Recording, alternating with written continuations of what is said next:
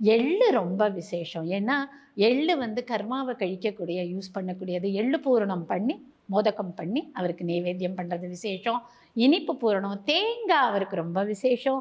வீட்லயே கூட தேங்காவ அழகா உடைச்சு, அது ஃபுல்லா நெய்ய விட்டு, அந்த நெய் விளக்கு ஏத்தி வச்சு, அவருக்கும் நான் ஒரு 12 நாமா கொணர்ந்திருக்கேன். அவருக்கு ஒரு மந்திரம் இருக்கு.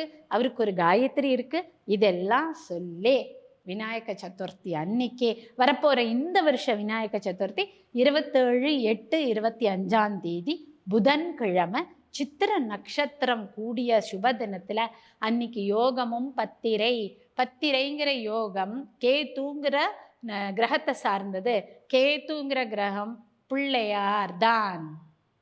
பிள்ளையாருக்கு தூமகேத்துன்னு பேரு. அப்போ இந்த வருஷ பிள்ளையார் சதுர்த்தி பிள்ளையாரையே ஆவாகனம் பண்ணி அழகாக பண்ணக்கூடிய சதுர்த்தியா வருது. எல்லாரும் அழகா களிமண் பிள்ளையார் வாங்கி வச்சு நல்லா அவங்களுக்கு தேவையான அளவுக்கு இந்த அருகம்புல்லாலேயோ எருக்க மாலையாலேயோ அர்ச்சனை பண்ணி தேவையான அவருக்கு அந்த மோதகங்கள்லாம் கொடுத்து அழகாக பூஜை பண்ணுங்க. இந்த அவேர்னஸோட ஏன் இந்த விநாயகர் முழு முதற் கடவுள் அப்படின்னு புரிஞ்சு உங்களுடைய பிரார்த்தனைகளை கேளுங்க.